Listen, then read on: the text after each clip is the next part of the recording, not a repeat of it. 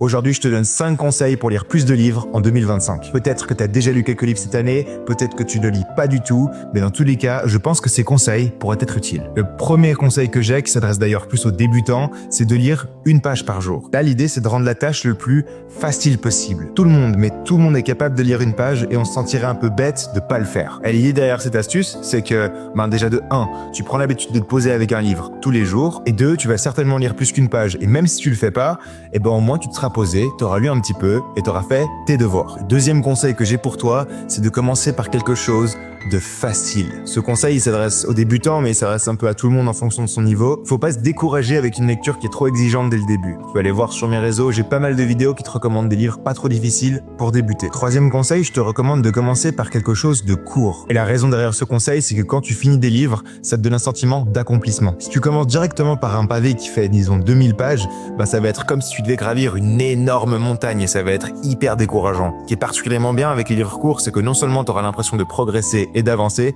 mais aussi ça te permettra de changer plus régulièrement d'univers, ce qui est vraiment top pour un débutant. Après, je te conseille aussi de lire avec un ami ou un club de lecture. Et ça, c'est simplement parce que le fait de lire avec quelqu'un ou avec un groupe, ça te donne un sentiment de responsabilité. Pour pouvoir en parler avec la personne ou avec le groupe, faudra lire le livre. Mais ce qui est encore mieux, c'est que tu vas découvrir le plaisir de discuter d'un livre. Et tu te rendras vite compte que chaque livre résonne différemment en chaque lecteur. Et en discuter avec d'autres gens, ça va t'ouvrir plein de pistes de réflexion auxquelles tu n'aurais pas forcément pensé tout seul. Il y a vraiment 2 plaisirs dans la lecture, c'est lire et en parler avec les autres. Et finalement, le 5e conseil, qui est peut-être le plus important, lis des choses que tu aimes et n'aie pas peur d'abandonner ce que tu n'aimes pas. Faut vraiment pas se tourner vers ce que tout le monde a lu ou ce qu'il faut lire. Cherche des auteurs et des sujets qui te plaisent et surtout, faut pas avoir peur d'abandonner un livre qui t'ennuie. Il y a beaucoup trop de livres sur Terre pour t'embêter à lire un livre qui te plaît pas. Donc rappelle-toi toujours, lis ce qui te plaît et ce qui résonne en toi.